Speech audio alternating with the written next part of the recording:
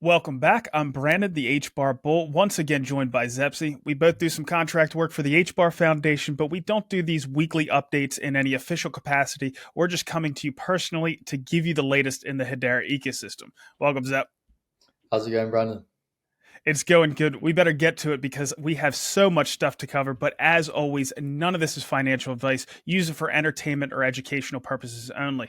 So the first story is Coinbase has filed to have the SEC case thrown out. Now, I know this isn't Hedera specific, but it certainly impacts Hedera and, of course, the HBAR as well. So essentially, Coinbase has filed a motion to dismiss the SEC's case against it for violating securities laws. In its filing, Coinbase argues that the SEC doesn't have statutory authority over the exchange, and the position the SEC has taken regarding its power is untenable as a matter of law. Coinbase also contends that the assets it offers are not securities for a few reasons. One being that they are not tied to any contractual obligation. They compare the assets to oranges that were part of the famous Howey Supreme Court case that sets the criteria for determining what an investment contract and security is.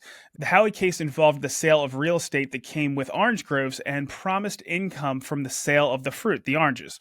Coinbase's position is that when it comes to the tokens on its platform, any investment contract occurred at an earlier stage when the issuer of the token initially distributed the token, even if done through a sale. But it is the contract, not the token, that is the security. Dollars are often distributed as part of securities contracts, but of course, they are not securities themselves. They also highlight the Hinman speech that put forth that tokens that were once securities can cease to have that status as the platform becomes sufficiently decentralized. This still has not been tested in court. Fair notice is also included in this filing. Fair notice is a constitutional principle that the government cannot initiate prosecutions if they fail to let people know about the applicable law. SEC Chair Gary Gensler himself has said in the past that he believed the SEC lacked the regulatory authority to regulate crypto. Obviously, this has changed as of late.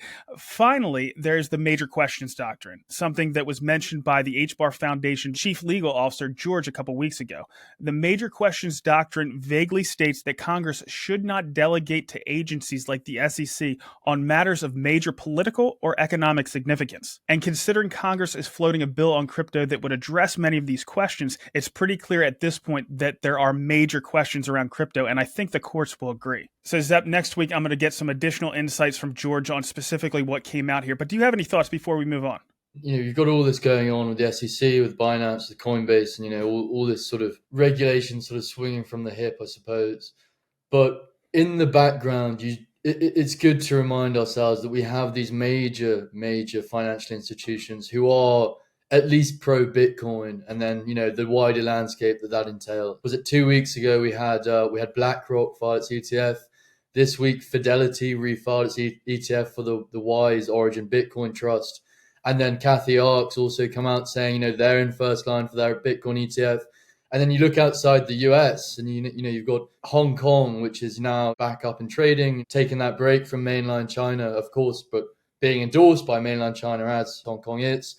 But they've now just gone live with their Bitcoin and Ether Bitcoin ETFs through HSBC on the Hong Kong Stock Exchange. So whilst this on a micro level in the US is happening with in terms of regulation, the big players even in the US are still bullish on the macro of Bitcoin and crypto. And then of course when you go outside the US, it's a completely different story. MiCA in the EU, Hong Kong, UK, everybody wants a piece of the pie, and that's not going anywhere, I don't think.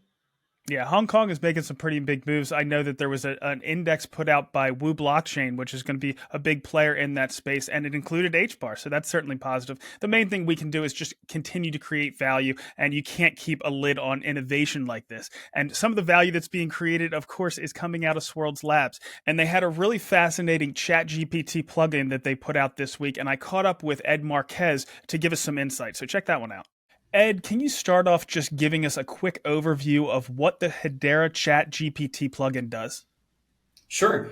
In the simplest terms, it enables anyone to get information about any Hedera account using the ChatGPT UI, right? So you can go on ChatGPT, install a plugin, and then you can get information about your HBAR balance or your balance for any token. For example, if you want to know how much USDC you have in your account, you can definitely ask that. And having this functionality in the ChatGPT UI means that the users can get that type of historical information, from an interface that is chat based, pretty easy to use, and without having to know too much about, network explorers or mirror nodes. And I do want to say this is not a replacement for those things, but it's definitely a more user friendly and more convenient alternative to those things to get that type of information. And, over the next few weeks and months, we're going to continue to add more functionality so that users can keep asking information about associations, maybe tokens in general, maybe network level activity. If you want to know maybe the number of TPS that Hedera is processing, or how many NFTs have been minted in the past day, 5 days, or 10 days, and information like that. I can see that being really valuable. Now, was this solely a Hedera initiative, or was there collaboration with ChatGPT? The ability to create plugins is available to all developers. All you have to do is sign up for their waitlist, get access to the plugins as a developer, and then you can start basically developing your own thing. So that was the route that we took. And I would say we were very proactive, to jump on this train early, because we're excited about the kind of doors that these type of integrations are going to open. And, one of the things we wanted to do was show the community and this Web3 space what are some of the things that are possible by integrating blockchain and AI. Well, it's certainly exciting. And I asked this a similar question to Donald from Tuum Technologies earlier this week, but I'd love to get your take as well. How do you see these two exponential technologies in DLT and AI leveraging off of each other, in the years to come? That's a fantastic question. I think this is only the beginning, Brandon. I like the fact that you used exponential terms in a previous conversation, because our brains are really good at thinking linearly, but they're kind of terrible at thinking exponentially. And probably what that means is that we cannot even see the type of problems that we're going to solve with these technologies yet. But, to be a bit more specific, in the article that I wrote about how to create ChatGPT plugins, I mentioned that industries like healthcare, finance, engineering, supply chain, and others are going to see incredible innovations and efficiency gains by using these technologies. And the reason is because now we have data integrity, immutability, and trustless value exchanges paired with smart systems that can make decisions and that can learn continuously. So, I'm very excited about the possibilities here.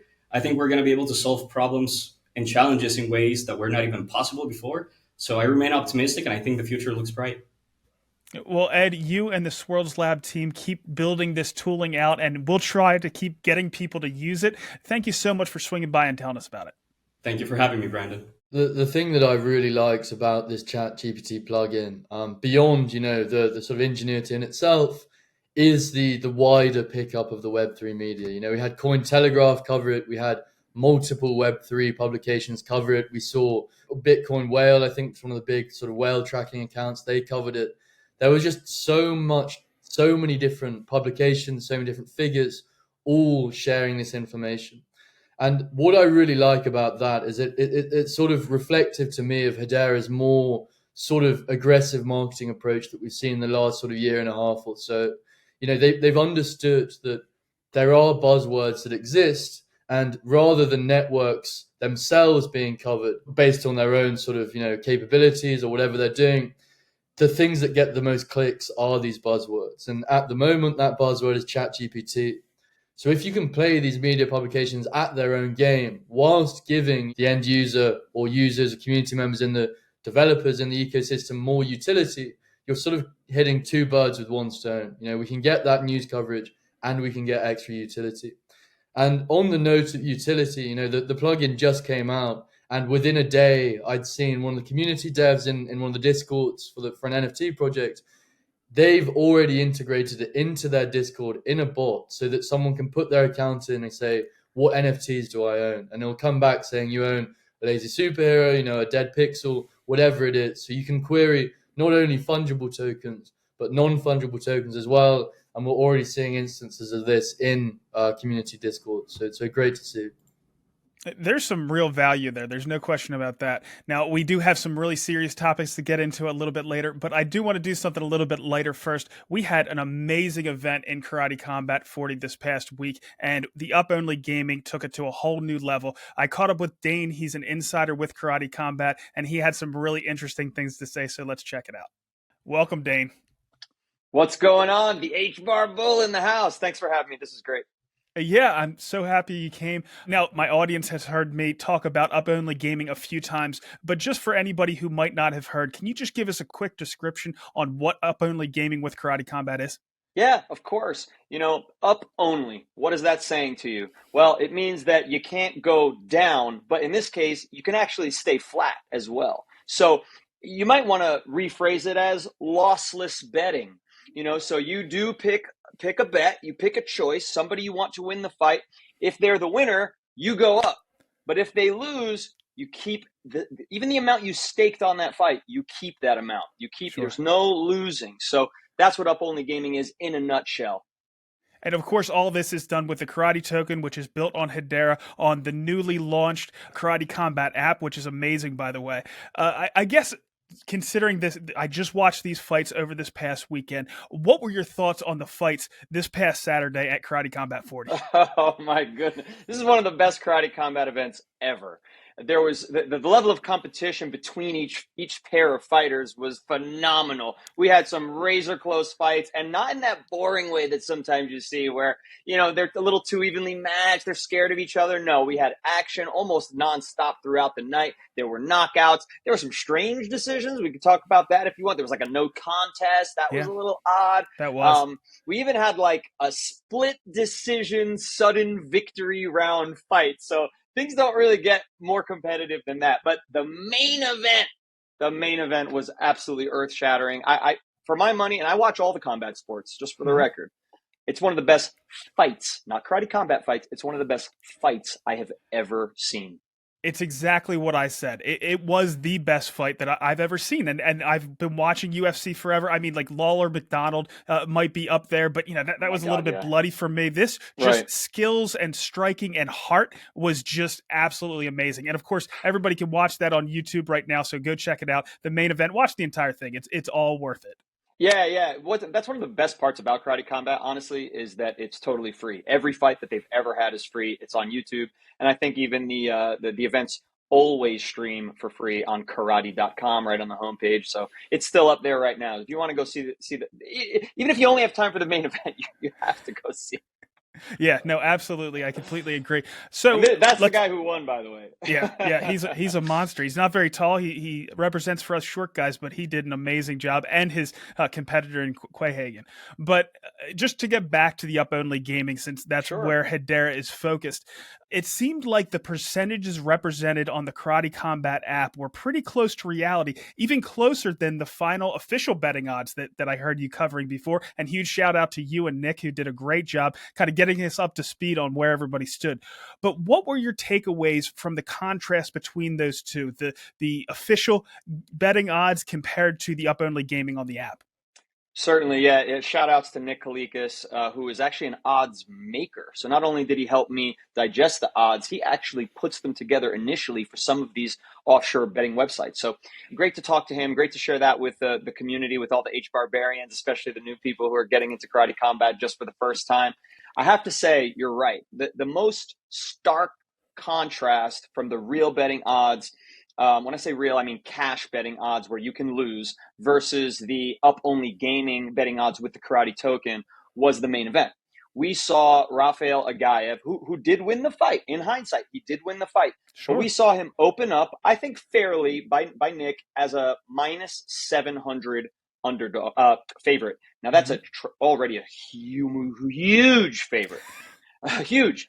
The cash flow that went into Agaev, even at those odds, brought him like for a day before the fight to minus 1,050, and before betting closed, he went all the way to minus 1,500, which is plainly absurd. If you've seen Josh Quahagen fight before, you know he'll never be that big of an underdog, no matter who he's fighting. He was the undisputed champion. So you have the champion who's an underdog against the interim champion. That's all just very strange. I thought this fight would be pretty much closer to even, with Agaev fairly being the favorite. And I think that that's what you saw on the up-only gaming. On the up-only gaming side, yes, Agaev maintained his status as the favorite, but it was like, 60-40, 55-45, whereas in the cash odds, we were looking at like 90-10. Yeah. So it was a little out of touch with the reality. I think that's going to happen. I think the people who are following Karate Combat most closely are going to be the people who are engaging on the Karate Combat app, right? There's a little logic behind that. So, I think a lot of the people who are engaging on the app were also, members of my audience who had seen Nick and I discuss these fights in a little more detail. And other people are coming into this fight going, oh, Agaev, I know that name. He's the greatest of all time in karate.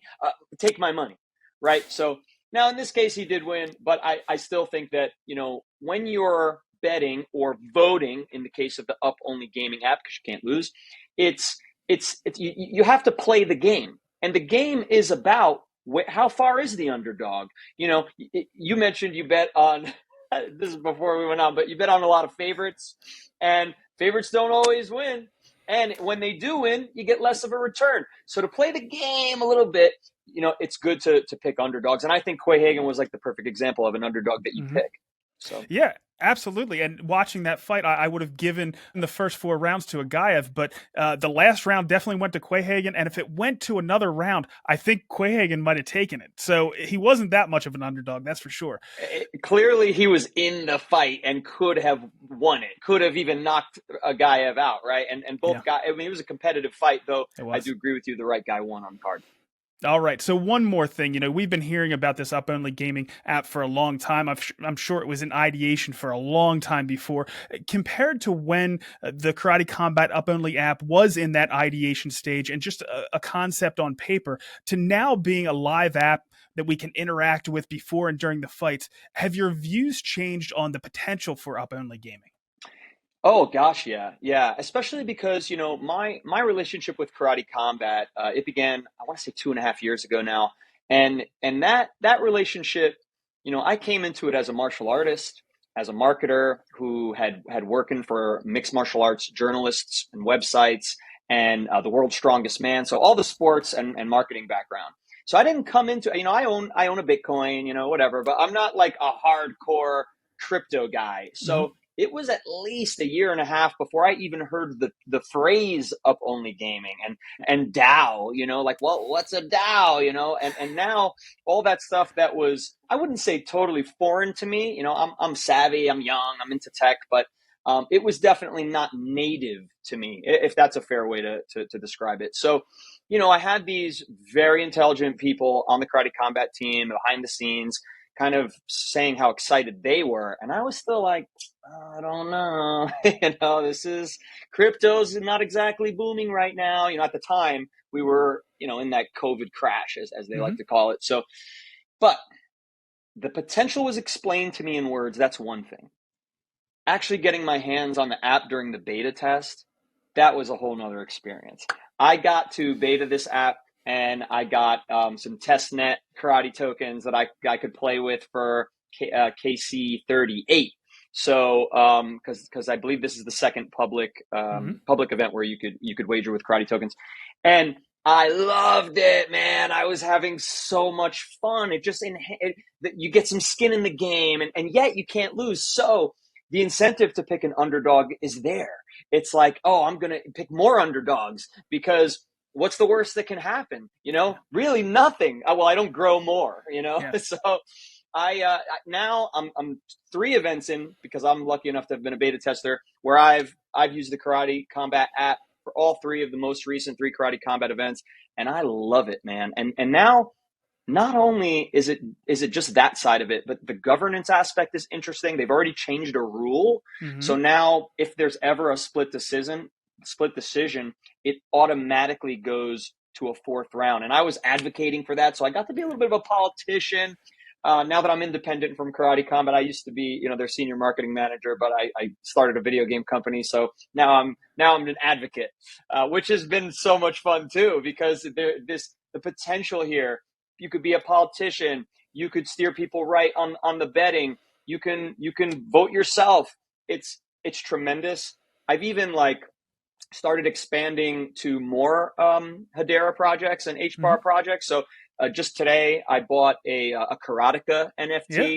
And, one of the things that impresses me the most about HBAR is whether it's on the Karate Combat app or whether it was my experience today buying my Karateka Pit Fighters, it's so dang fast. I mean, I'm used to Bitcoin transaction times, and sometimes I want to save my Bitcoins. It's like a half hour, Sure. This was honestly, it's the snap of a finger. I see a little loading icon for all of 10 seconds, and then I have whatever I just wanted. So Sure. I'm really excited about the speed and the pace of that. I think that's really going to be a barrier breaker for people who are not crypto natives. And again, I might, have a little savvy in crypto, but I'm definitely not native Sure. like you are. So I think the speed and the pace of the play of the claiming your tokens, moving things around, transfers, transactions, that's a barrier breaker. And I'm very excited about that. Well, Dane, thank you so much for swinging by today. As I said, you and Nick did a great service in kind of giving us the heads up around those odds, so we really appreciate that. Do you think you could give us an abbreviated version right before KC41? Absolutely. You want me to come here and do it for you? I'll do that. Exactly. That'd be perfect. That'd be my pleasure. It was great, and I'm so grateful for the invitation. Thanks so much. Oh, Dane, thanks again for coming. HBAR Bull, baby, let's go! So, Zeb, there is one thing that I want to bring up here. If you've gotten your tokens through airdrops and you're participating in this up-only gaming, you certainly can't lose, right? But if you were to go out and buy the tokens, the token value can fluctuate a lot. So even if you were to get additional tokens participating in the up-only gaming, if the value of that token drops significantly and then you were to go sell your entire lot, you could still lose in dollar terms. So there are risks associated with this, just like everything we deal with in this space. But it is fun and it certainly is engaging. Do you have any thoughts on what you saw this past week or anything else that's going on with Karate Combat? Yeah, I mean that last fight was one of the most entertaining combat sport fights I've ever seen. They were just absolutely shelling each other. And because they can't grapple, there are grappling rules, but they're not, it's not about grappling.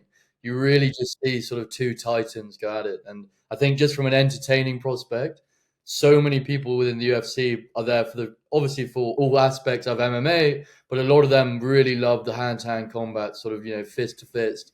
And so that is really what I took home from that. But alongside that, you've got GSP, George St. Pierre, who is, one of the board directors, I believe, of Karate Combat. And as I understand, he's now training Elon Musk for this battle of the titans, tech titans, between Musk and Zuckerberg, the Zuck. So I mean, imagine if we get him in an HBAR t-shirt. I have no idea if that's going to happen, but that connection now, I feel like our proximity to someone like Musk has just got a lot closer. So exciting times there for sure. Well, Karate Combat is just so engaging. We have that stuff kind of going on. We've already covered what Joe Rogan had to say about it. It just really is something that can be really revolutionary in the world of sports. All right, so we caught up with Rob for Shark Bites this week. We're sticking with that same AMA format, so drop your questions down below if you have anything for him. But let's listen to Shark Bites this week. Welcome back, Rob. Hey, Brandon. Great to be back. Yeah, we're going to stick with the same format. We're going to do an AMA like we did last week, all right? That's fine. So the first one we're going to get into is good because I think it gets into, how these different enterprises and people at the enterprises look at these different networks. And it comes from the Hedera detective himself, Danny Eade. Doing his normal investigation, he found a video featuring Nigel Dobson where he mentioned ANZ Bank using Beta Carbon to issue carbon credits on Ethereum. Danny also notes that ANZ chose Ethereum for their RBA CBDC pilots. And his question is, are we losing Nigel? Short answer is no. We're not losing Nigel. I've known Nigel Dobson for a number of years. We sit on the same board of a great startup called Ligon. And ANZ Bank have a pace and an agenda and a set of initiatives which are really exciting. For those who don't know, we worked with them very closely last year to demonstrate that their $8 DC stablecoin smart contract could be migrated straight out of the box, and demonstrated 30 times performance increase using the EVM that's on Hedera, and 1,000 times cheaper because of our costing model. So they're still super interested, but the bank needs a use case, and the beta carbon use case, because ANZ Bank's sustainability initiatives was an Australian startup that tokenized on Ethereum carbon credits, the Australian Carbon Credit Unit. So for the purposes of that demonstration, for that live transaction, Beta Carbon, I know very well, were a good partner. If we had had a Guardian-based live project that was tokenizing carbon credits in Australia, then we would have had a different conversation with ANZ Bank. That said, we are having lots of conversations with ANZ Bank, and on a range of very exciting institutional use cases. Remember that the bank, along with the other major banks in Australia, are owners of FPOS, or AP Plus, as it's now called. So they're closely involved in some of the exciting stealth mode initiatives that we're doing with AP Plus as well. So no, Nigel is still fully engaged, as are the rest of his digital assets team. Well, that's good to hear that we're not losing Nigel. All right, so the next thing we're going to get into is all from Pug Holland. He has some good questions around the governing council, and good questions because it kind of takes us back to the beginning and will refresh some people that might be new to the space or something along those lines.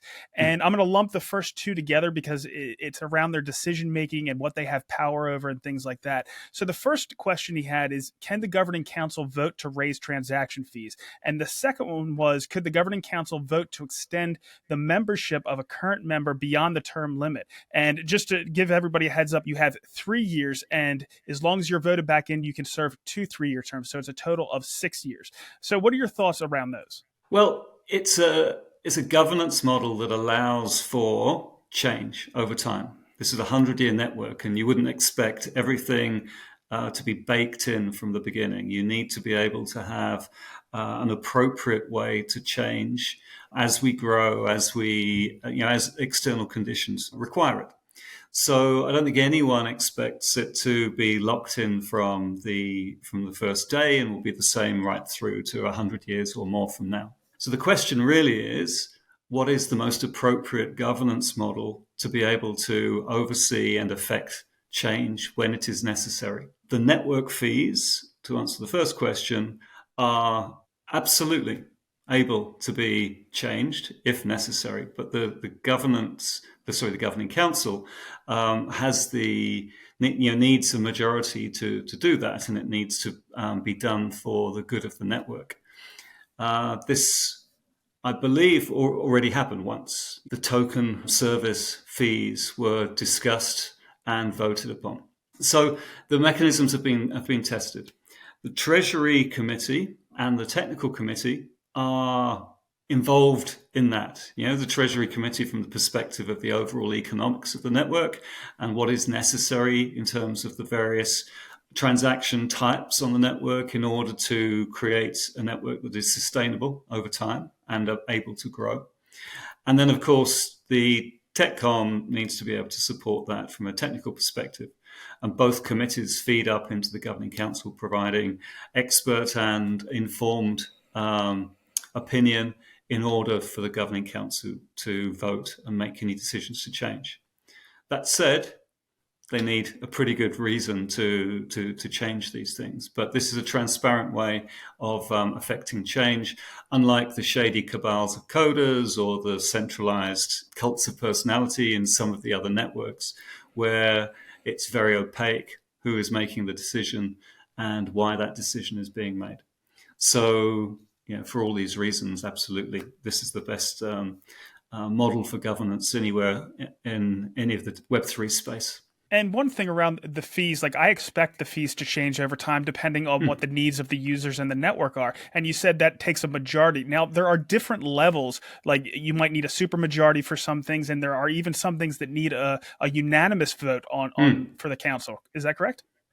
That is correct. I don't know what the specifics of that are. I can find out and maybe I'll let you know next time if I'm able to.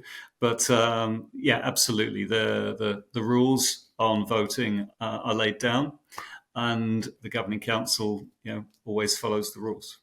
Oh, and the second question was the term limits, right? About the term limits, absolutely. So clearly we haven't got there yet. In fact, we're still within the last year of the first term of the first batch of governing council members. Because they didn't start off right away, right? So there was a little bit of a delay there as we were getting all this established. Exactly, they did not. So I believe it's the end of this year is the end of the first term. We have a membership committee now in place, whose role is not only to feed new governing council members onto the council, but in due course to be the body that discusses the re-election of council members who are adding value and participating within the network.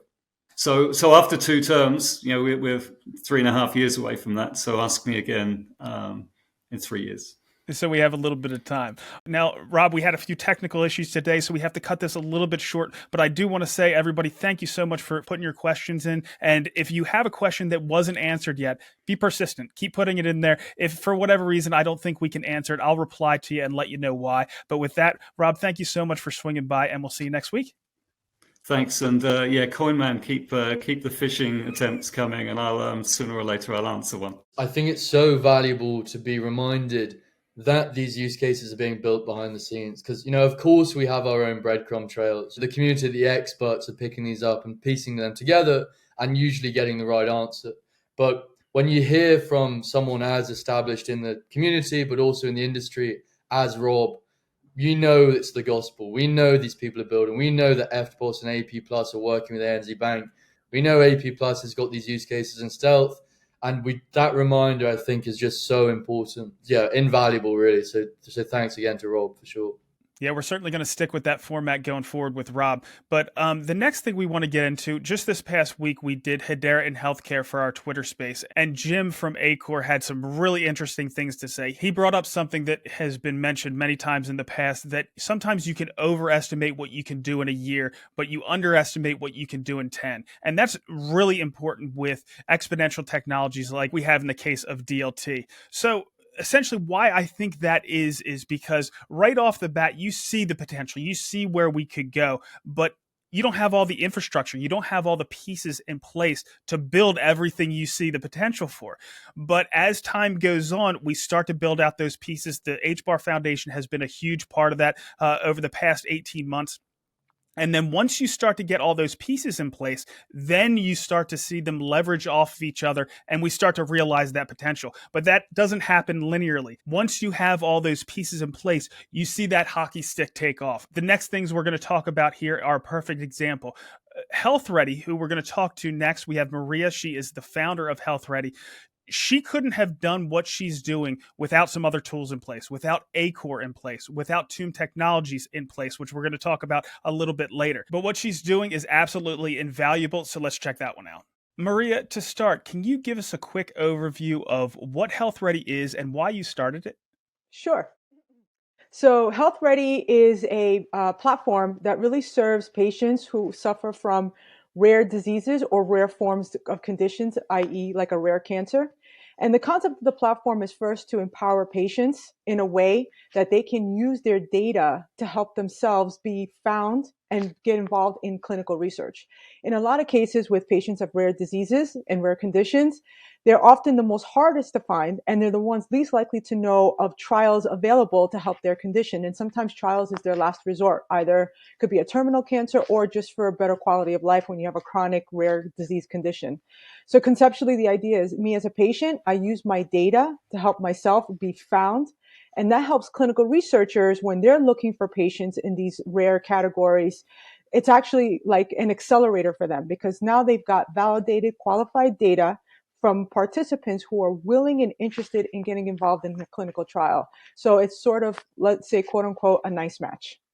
So, talking to Jim Nasser of Acor, it sounds like DLT has a big role to play in healthcare in terms of adding trust, transparency, and efficiency, both in patient care and, as you mentioned, in clinical research. What other benefits do you see coming from adding DLT to our healthcare systems? There are so many places that distributed ledger technologies, DLTs, can really help both the patient side and the hospitals and the clinical research side. So I don't know. I always equate this problem, from a point of view, if you've ever been to a hospital, you go into an emergency room, either as a caregiver or for yourself, they ask you all these questions, right? Like what happened, what kind of medicine you take, what prior conditions you have. And as you go from room to room, they keep asking you the same question. So the first intake person took that information. Then you go maybe into another room, they ask you the same questions. Then you get, let's say, admitted to a floor and they ask you the same questions, right? So one time I was in a room as a caregiver, I was helping, my parents, and I was like, God, blockchain could easily solve this problem. The problem is not that the person is taking it in wrong. Sometimes they do. The problem is that everybody's verifying the information from one floor to another. And they even say, I'm checking to make sure it was taken correctly, that there was no mistakes. To me, blockchain could fix this. A simple opportunity, right? For even if you have your own digital token with all your health records on it, and you give that information through the DLT, those verifiers, this question would sort of be minimized. Again, humans make mistakes. You can see from your own health records when you try to access them, they have wrong information about people all the time. For me, they have the wrong birthday. For others, they have wrong diseases. I hear these stories all the time. When you're not ill, you don't check your health records, right? Like that's like, why are you going to check them until something happens? And then something happens and you're like, oh my God. And to go rectify it at the source is the biggest challenge, which means the hospital system or your doctor's office, whatever it might be. But from a DLT perspective, the ability to share that data in such a way that it's verified, the provenance of it.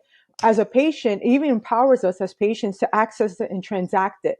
From a clinical research side, it's really important as well when we talk about clinical trials and clinical study design, because they're usually working with quote unquote dirty data. Even if they partner with a hospital, again, back to the original point, the patients haven't validated that the information is correct. People make mistakes when they capture information about you.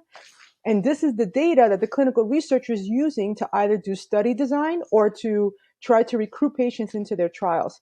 So the ability for us to use DLT actually serves both sides of the quote unquote value chain, the patient and the clinical research and the clinicians, right? And the idea, really what we like about it is that one, it empowers patients and also gives them the right to privacy and protection.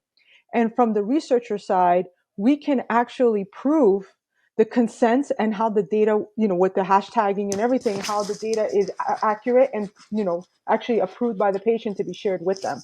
So this gives us an unbelievable opportunity. I think the DLT deployed correctly in certain areas of the health value chain can really address some serious inefficiency and lack of trust in the system right now. It's not a cure for every ill in the system, but it definitely can address some of it. Fantastic. So, just real quick, why did you choose to use Hedera? So, obviously working with Jim Nasser, our CTO, he actually looked at many different platforms and he recommended Hedera and all the benefits that he told us about it, me as well.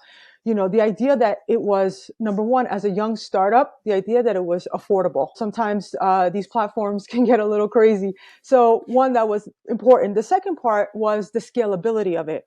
Right now, we're looking at rare conditions. So we're dealing with targeted, smaller size populations. But HealthReady can actually launch into larger chronic conditions, which means larger sizes of population of patients and larger data sets. Unfortunately, every rare disease causes what we call a comorbidity, which means like you can get diabetes or some other chronic condition as a result of having that disease, which then enables us to say, okay, you know what, better target population of patients, bring more research in, and we need a platform that can scale in order to do that. So I think that was one of the things that was really, really interesting to us. And I thought that that gives us the ability to already leapfrog ahead in the things that we wanted to do. That's great to hear. Maria, what are some of the next steps for HealthReady? So we right now we have embarked on this really special project for neuroblastoma, which targets, unfortunately, young children with this disease.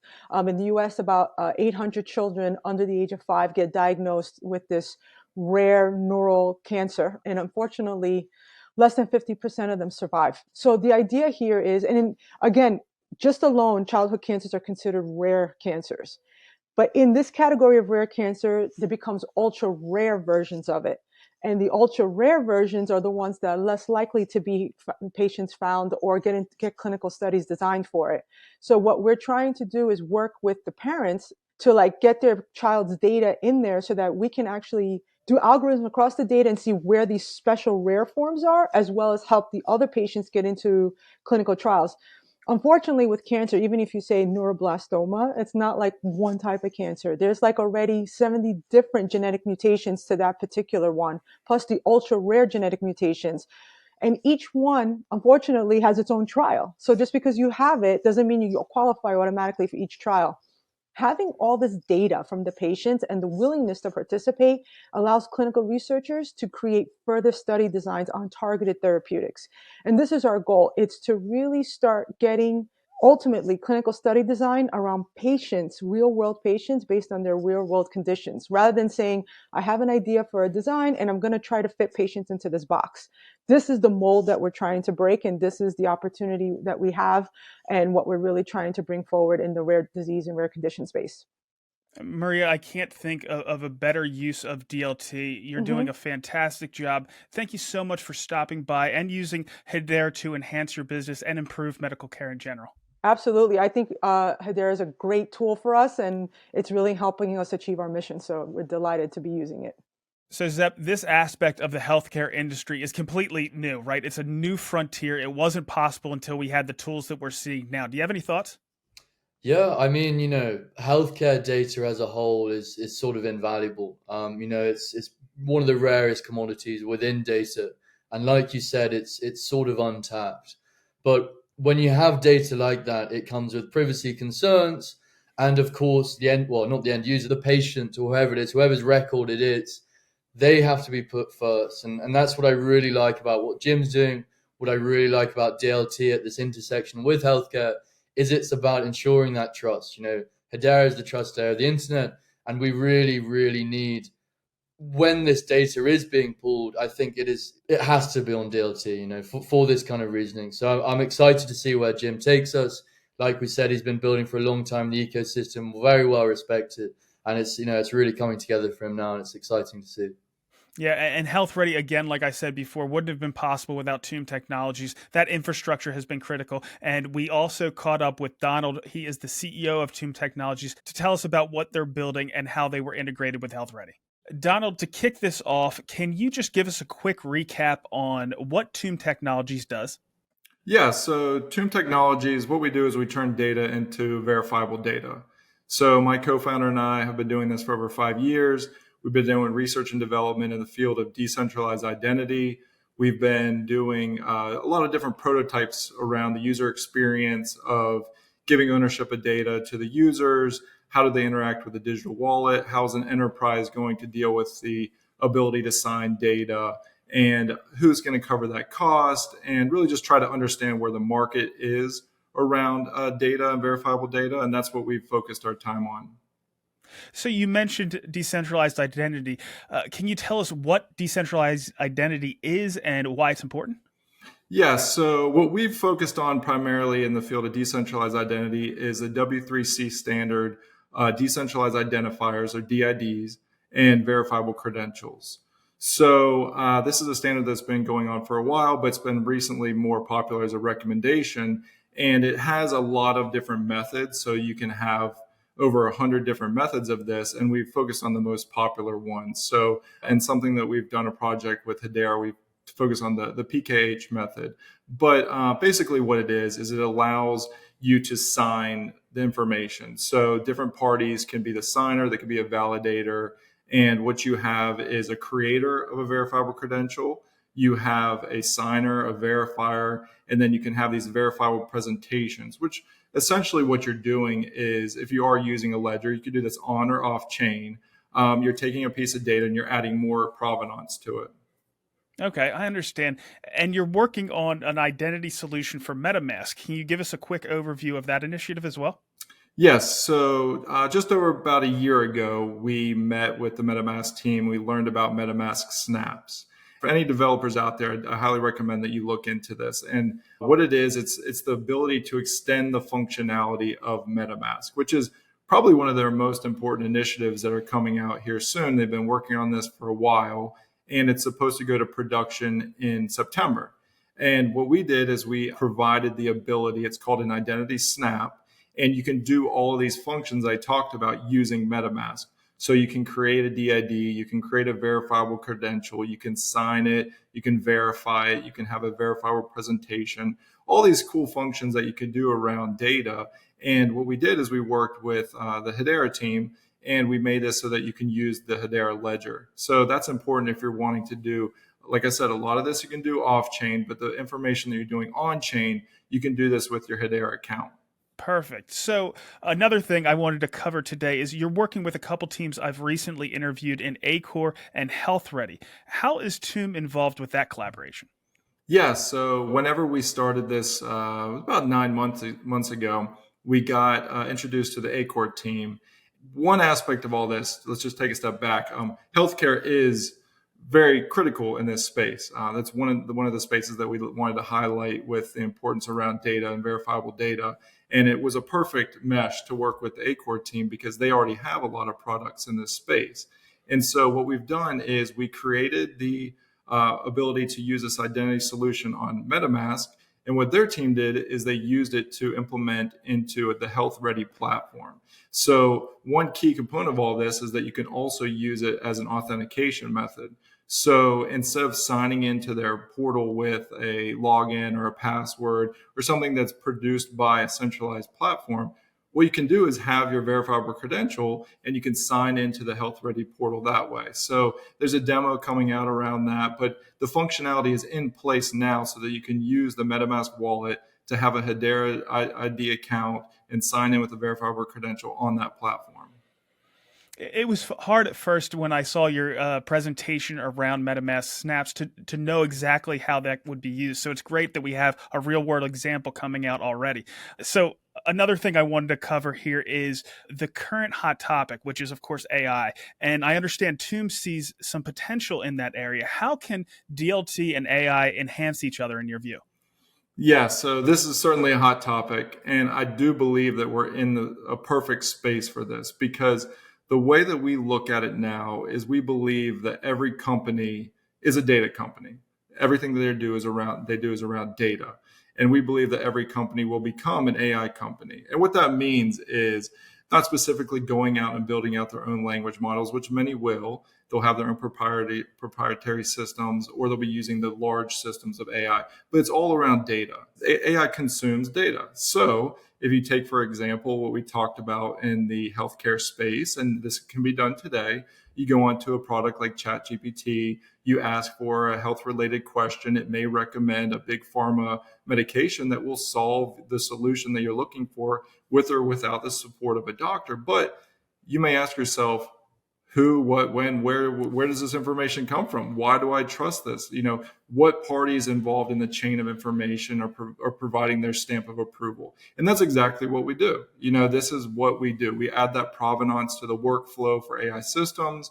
We add that ability to look back in time on a ledger, which is the key component of why we want to use a distributed ledger, because you can have that historical information and you can have that proof, you can have those signers involved, those credentials, those verifiable credentials, all creating verifiable data that you could feed into these systems. So if you're going to be interacting with many personalized AI agents that are doing things on your behalf, you're going to want to know that you're involved in that consumption of data. You're signing, approving that information, the consent. It all goes around what we're doing. And that's why I think that it's perfect that we're starting to build these functionalities out with Hedera, because they have the extensive scalability of the ledger. They have that fast times. They work with a lot of enterprises. Look at the council and the members now. Like, this is where we want to be. This is where it's all going to start. And I think that it's just a great opportunity for us to do what we've done already, but then to continue to work with those ACORs and the other teams involved in the ecosystem and just really get developers around the excitement that it's going to be identity meshed with AI. Donald, what you're building is invaluable and really critical for the space. Thank you so much for swinging by today and telling us about what Tuum Technologies is working on. Hey, thanks for having me anytime. So, Zeb, one of the things that struck me in that interview was Donald's use of AI, not because it's a buzzword, but because it is very useful. And I'm really interested what he's going to do at the intersection of DLT and AI. All right, now it's time for one of our hard left turns. We're going to go over to Genfinity. They had an amazing event yesterday. They had over 8,000 people. Most of them were HBAR barians, or it was fairly cross-chain, right? There was all kinds of projects that weren't just Hedera related, but we were a big part of the process. They're just doing a really good job highlighting all that's being built, not just within the Hedera ecosystem, but in the XRP ecosystem and others. Any thoughts on that one? Yeah, I think, I was at the DLT Science Foundation yesterday, and I was talking to a team who are pooling data on XLS20, which is the XRP NFT standard, and they were talking about how they were introduced to Hedera via King Solomon through Genfinity. So that's to show really what he's achieving there is bridging those two communities together. And then that meant that they came to this DLT Science Foundation event. And then we spoke to them about hopefully doing NFT analytics on Hedera. So that's a perfect example of the value that King Solomon is bringing through those cross-chain spaces. Yeah, King Solomon is amazingly dedicated across the board. And another team that is really dedicated is HeadStarter. And I wanted to highlight something that they just put out this morning. HeadStarter and their amazing partners are going to showcase the benefits of building on Hedera at AIBC Manila on July 19th through the 22nd. And they're going to feature teams like Legends of the Past, Web2.3, Astronova, and Earthling. So I'm just really happy to see them continuing to push this message. Yeah, so great to hear the ecosystem representation with HeadStarter there. And of course, Earthlings is associated with Milan, Hedera Dev. And that brings me to his latest Hedera Hackathon entry. This really cool idea called GeoTap. And basically using DNA tags, he allows individuals to validate their physical presence at a specific location gamified through his app GeoTaps. And so you go to a real world location, you see this physical DNA tag, you tap it, it sends an alert to your phone on the Hedera consensus service, immutably proves you're there, and then you receive a Hedera token service NFT to validate that to the public. You can wear it as like a collectible or a certificate, whatever it is to prove you were there at that time. And one thing I think this is really cool for, and it's going to make me sound like a very, very, very old man, but in the UK, you have the National Trust, which is it's essentially environmental preservation. They have these very particular walks that you can go on. And if you are part of the National Trust, you do all these walks and you get a badge for each one. But how do you prove to the National Trust that you actually went there? How do you know you're not just farming stickers, whatever it is you do when you're 70? You can do it on GeoTap. So, you go, the National Trust might put a DNA tab on their walk, on a fence, wherever it is. You scan it with your phone, prove you're there, and then you can prove you're there, go to the shop, wherever it is, and then get that sticker or badge back. So it's a way of bringing trust to all those old people that are gamifying the NFT or National Trust system in the UK. So yeah, Milan is certainly hitting on all cylinders. We've had plenty of developers that are doing some amazing things. Can you tell us a little bit about the ThirdWeb Dev Call? So ThirdWeb are a sort of comprehensive developer portal for EVM chains. That's Ethereum, Polygon, the biggest names essentially. And they have a reservoir of developers, but a pool of developer, resources as well. And so Grace, who's part of the Crypto Economy Fund, has pioneered a relationship with ThirdWeb so that developers on Hedera can get involved in what they're doing over there and, try and get the developer pool on Hedera bigger. So she's put out a call on Twitter saying, whoever has made a smart contract on a Hedera, please publish these to ThirdWeb so that other devs in the ThirdWeb community can learn from that or use them themselves to expand applications on Hedera. So that's a really valuable thing, I think, for developers on Hedera. So if you've ever made a smart contract, put it on there, and that'll help developers, hopefully, across their community join in as well. Yeah, it's a really good initiative. Zeb, I do want to go back a little bit because you mentioned something that I want to dive into a little bit more. You were at that DSF Inaugural Event in London. Can you give us some information, some intel on what you saw there last night? I mean, it was fantastic. There's no two ways about it. I thought it was so knowledgeable. When you look at our governing council, you think you've got all of these council members, and you can really see what most of them could do with an application. But when you look at a university, you think, okay, they can't really make applications per se, but they can do a tremendous amount of thought leadership and research. And of course, UCL have pioneered the sustainable impact reports for us that, showed that Hedera is the most sustainable proof of stake blockchain in the world. But we haven't seen as much from, say, the LSEs or the IIT madrasas.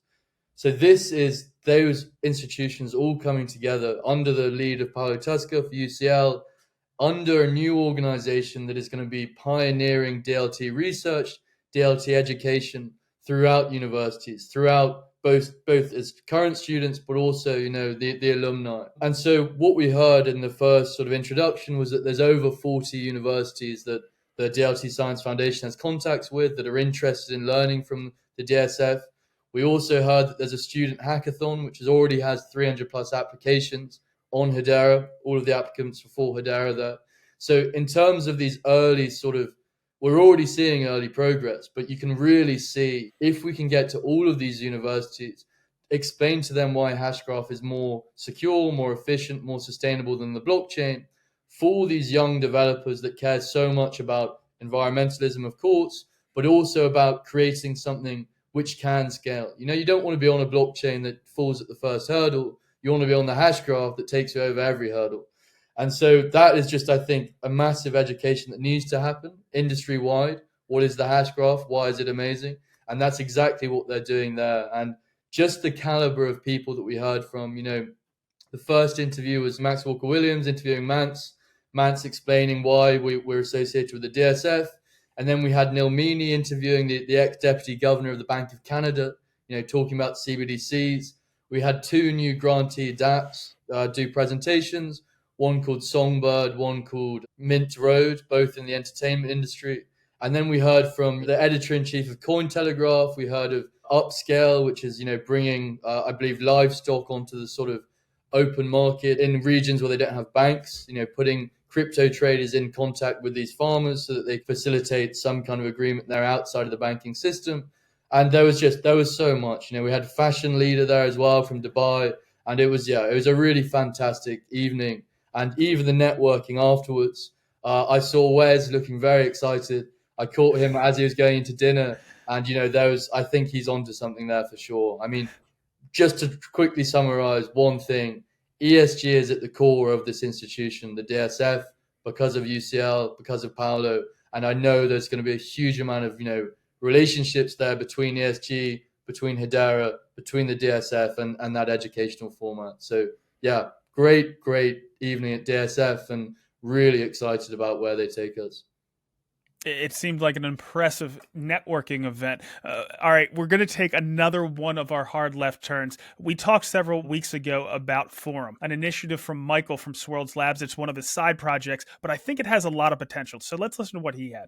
Michael, before we get into Forum, can you tell us a bit about your journey into Web3 and what it's like working at Swirlds Labs? Yeah, absolutely. My journey into Web3, it's kind of a long question, or in terms of my journey, I've been into Web3 since 2011. I don't even think they called it Web3 back then. It was just Bitcoin. I was really interested. I was like, how do I make money online? I didn't like working at my restaurant job, and I wanted to figure out a better way to make some more money online. So I searched, how do I make money online? And Bitcoin talk forums popped up.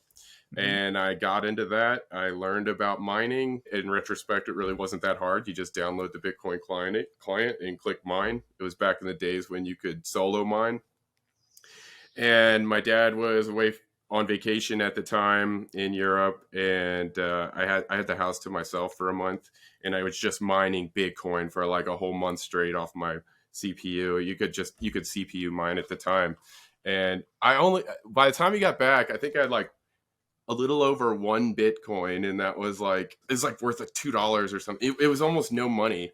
And I Sure. was, my dad came home and he's like, why is it so hot in here? Well, I found this cool way to make money online. He was like, turn that off. So I let it just sit there for a few years, and I saw this news headline about Bitcoin going to $100, and I looked at my wallet and I was like, wow, this has grown substantially. And so I became very dedicated at that point. You might say I was driven by shilling and money and stuff, and that, it definitely piqued my interest to see something that was, you could just take your PC at home, you could get it to guess a number over and over and over again, and then somehow you would create value. That really piqued my interest. So I wanted to learn everything I could about programming and decentralization, and I went into computer science at UCF, and I finished my degree there. And then when I got out, I looked all around. I must have applied to like 300 places, and I got a job at this dev shop blockchain consulting company in Morrisville, North Carolina. It's called ChainYard. They had a client, IBM. You might know them. They're on on our governing council on Hedera, and I was able to go over to that campus. I learned so much there about blockchain, and Hyperledger is what we worked on. I worked on the contingent labor project there. And then the pandemic hit. We lost a contract, and I started applying other places. I got a position as a contractor on MasterCard's cryptography as a service project. People on that project, they were great. The experience was wonderful. And then I always have these side projects that I do. Like, for instance, Forum is a side. I started putting yard signs up all over Durham for Learn to Trade Crypto. I held a class, a 6-week class at an incubator. It's like a Google incubator, and people were really interested in it. It was relatively successful. One of the big projects that I was talking about in that class was Hedera. And I was really, really interested in Hedera.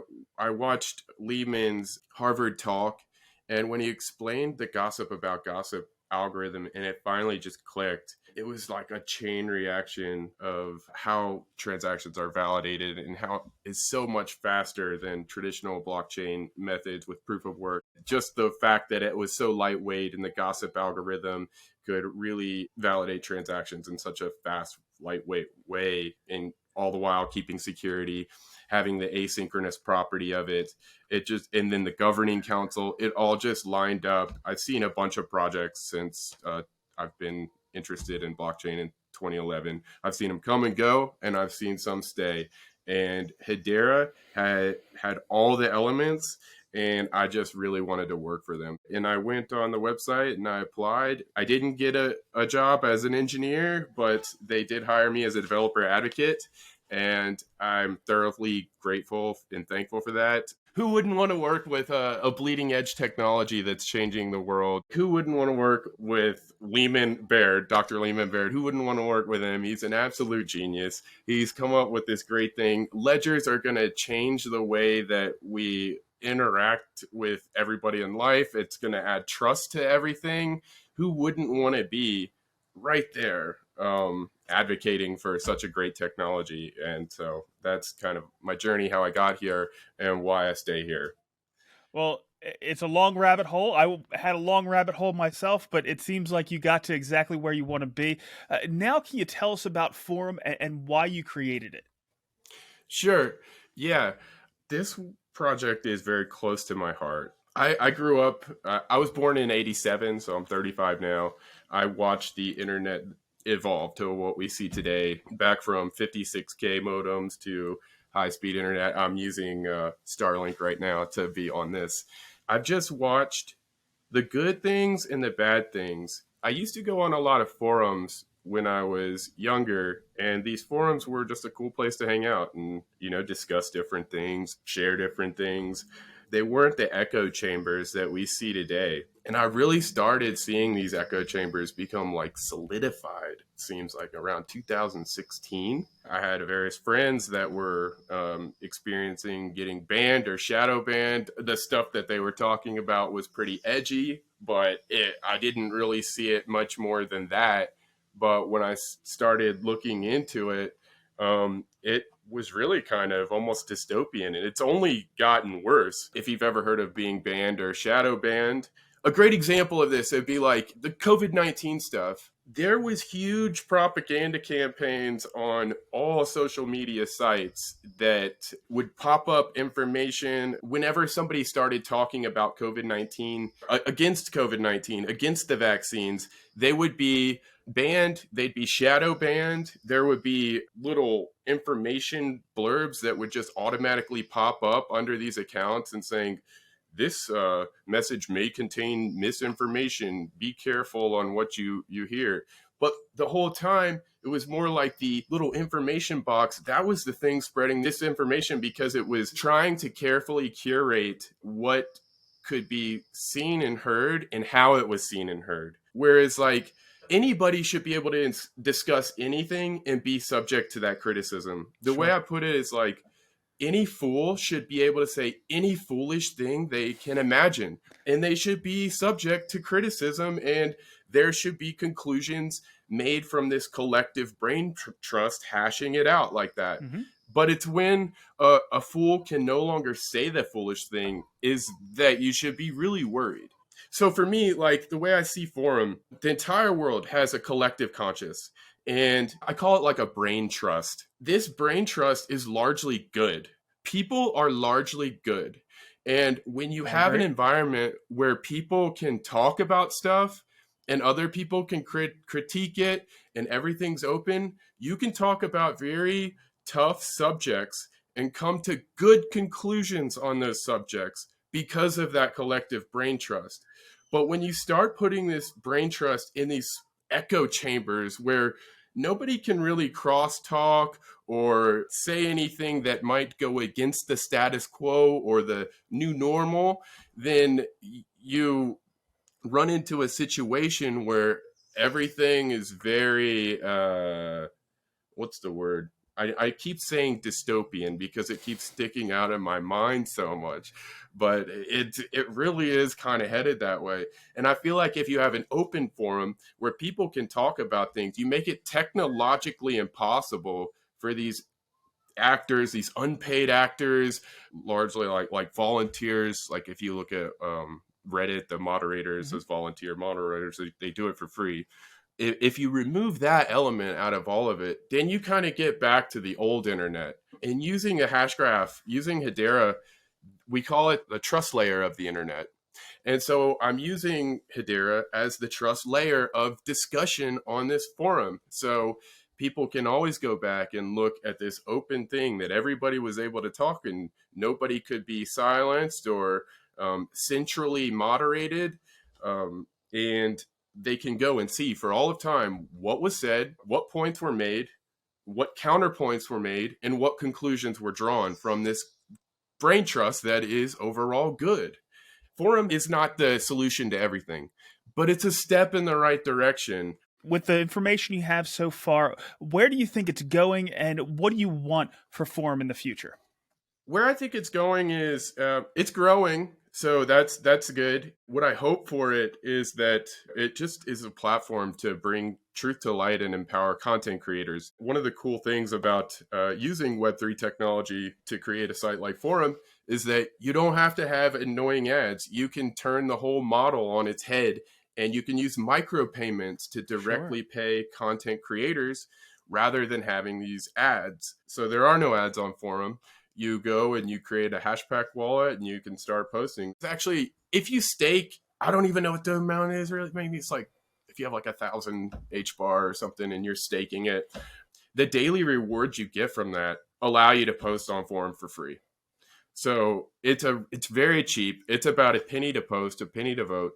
And where I see it going is that really, I just hope that it's a place where people can come and talk about all different kinds of ideas, to hash out the truth and bring it to light, to take any uncomfortable subject, to let any fool say any foolish thing and come to the conclusions that the collective brain trust, which is largely good, will come to about them. I would consider it a win so far after a few months of launching, that there's only like one or two spam threads of airdrops. And I think that that's because people are discouraged from posting these worthless threads when they have to pay money. If they post good threads, then they get upvote donations and they make money off the thread.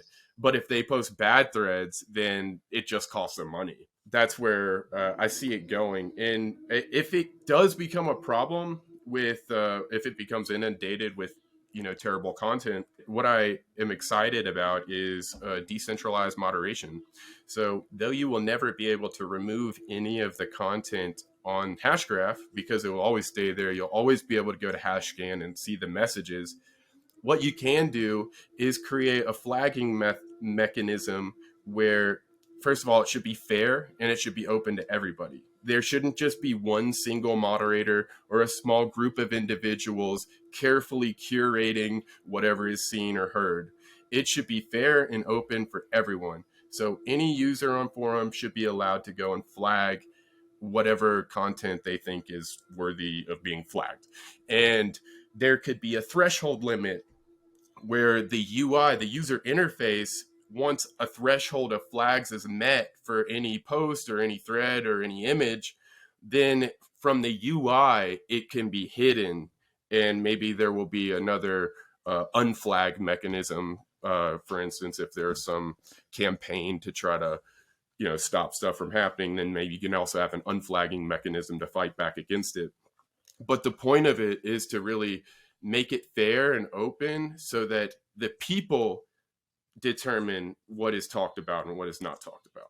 Well, Michael, there is always going to be challenges. Anything that is worth doing is going to have those kind of challenges. I just love that you're using Hedera in a way to address something that has become an issue. Thank you so much for swinging by, and good luck with Forum. Thanks, Brandon. Hope you have a great day. That was a blast talking to Michael there. Do you have any thoughts? Yeah, I mean, Forum is great. I think that's one of the coolest uses for retail of the HCS I've seen so far. And it's particularly pertinent at the moment in the shadow of the Reddit drama that's going on. Reddit itself for so long has always been known as the front page of the internet. The news would happen there first. It was area for freedom of speech. But over time, there's been this sort of consensus that moderators have become more and more politically orientated and moderating based on politics. Sometimes we've seen that with Hedera posts in certain forums, but we'll stray from that.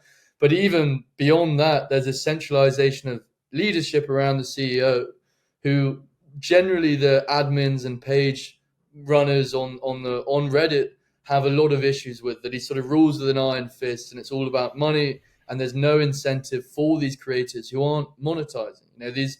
These pages are there for the greater betterment of knowledge, in the same way that sort of Wikipedia is. But the CEO is giving them a hard time. We had this big Reddit blackout where all of these major pages decided they were going to sort of go AFK, turn their page off for a limited amount of time. I think it's still going on as a sort of protest. But what that shows is that you really need a forum whereby there is no one with that centralized authority over, say, where funding's going or stuff like that. It's just a forum where people can come together and discuss without the threat of, being, I guess, put under pressure for their own political views. That's not to say you don't need moderation. I think forums need moderation so you don't fuel things like terrorism or this kind of crazy stuff. But I know that there are those safeguards on forum so that there aren't those, it can't be abused for crime.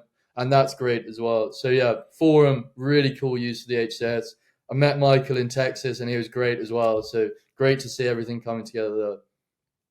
It fits the bill to address an issue that's developing. And of course, Forum itself is going to develop over time as well. But with that, let's go ahead and get into some network analysis. So Zeb, we have seen a pretty significant drop off in the transactions. Over the past 24 hours, we've only had a little over 6 million transactions. We're humming along at just over 70 transactions per second. And I think the reason for this is Atmaio is tweaking some things. This has happened several times in the past. It's not an issue. They always come back. But the one interesting thing is we've seen a lot of action on testnet. So somebody's trying to figure something out, and that might be Atmaio, and they're taking a little bit of a break on putting a lot of transactions on the network. But when they do come back, I think there's going to be a lot of transactions that are queued that are going to hit the network. So we might break some records. As far as time to consensus, we're sitting at 4.7 seconds. We still have some pretty impressive account growth with over 33,000 accounts created over the past week. And moving down to our fungible tokens, Energy Trade token is still in that top spot. We have Wrapped HBAR, Sauce, Zero, and Dovu in the top 5. And then we round out the top 10 with Karate, USDC, HelloSwap, XSauce, and HSuite. And I am working with the HSuite team. I know I got some questions around not covering them very much. I certainly want to cover them. The tech that they're bringing to bear is certainly bleeding edge, and I want to get the inside track. And moving down to our NFTs, unfortunately, I do not know what some of these are. That might be a good thing because there's some new projects coming online. But as far as transactions, we have BWLC, Phone, KPF, and KCP in the top 4 spots. So Zeb, we have some research to do. Yeah. Also in the top 10, we have Road Code Access, Bored Bears, which is another one I have to look into. $ Codes, we have Hangry, Dead Pixels, and Pep rounding out the top 10. All right, Zeb, do you have anything else on NFTs this week? Yeah, so Expector, which is the primary metaverse project run by Dirk. You know, we've all met Dirk in the Genfinity spaces. They're the primary metaverse on XRPL, on the X Ripple. And they've gone cross-chain now, and they've integrated the hashback, so that introduces the Hedera ecosystem into Expector, and that's, of course, NFTs and metaversial kind of experience. So, yeah, really exciting there, and great to see Dirk integrate Hedera. Yeah, no question about that. With that, we'll go ahead and get into DeFi. Looking at DeFi Llama, not including state or liquid staking, the total value locked in the Hedera ecosystem is down slightly to just under $25 million. 17 of that on SaucerSwap, 5.3 million on Pangolin, and 2.3 on HelloSwap. Looking at the returns on some of SaucerSwap's popular trading pairs, HBAR X is at 12%, 27% on HBAR Sauce and HBAR USDC, and 60% on HBAR Karate. The average returns on Pangolin are 68% on HBAR USDC, 70% on HBAR PBAR, and 17% on HBAR X. You'll notice that my APR on USDC HBAR dropped, but that's just a UX issue. I've seen these less on Pangolin lately, but they still pop up. Now looking at the crypto and HBAR markets, Bitcoin is flat on the day following a roller coaster and is down 1.5% on the week. HBAR is up 4% on the day to 5.1 cents and down 4% on the week. We saw a spike on HBAR last weekend as the market digested the ChatGPT plugin, but those gains were erased. Then we saw a sharp drop this morning due to the SEC saying the recent Bitcoin spot ETF filings we've been discussing are inadequate. Shocker there, but the market has recovered nicely since. HBAR is back above the 5-cent support level, but it's been moving pretty freely through that level, so I don't know if I would call it support at this point. In terms of resistance, if we keep heading higher, I would look to 5.4 and 5.8 cents. All right, Zeb, that's pretty much all we have. Is there anything else you'd like to pass on to the community? Yeah, I think it's a wave of assurity, if that's a word, to hear from Rob about the council. To know that the big boys like FSPOS are building in stealth. To know that even in person, the more educational institutions like UCL, LSE, IIT Madras are all stepping up to the mark with the DLT Science Foundation, and then that's all in the background of these ETFs coming out, and the Coinbase going against the SEC, but also these bigger institutions still remaining bullish. So beyond the FTX drama, beyond the collapse, the Hedera Council continues to build, the big boys continue to enter, and the world of enterprise really is just getting started in Web3, but on Hedera. But alongside that, we've also seen sort of more developer tooling. We've seen Milan come out of the hackathon.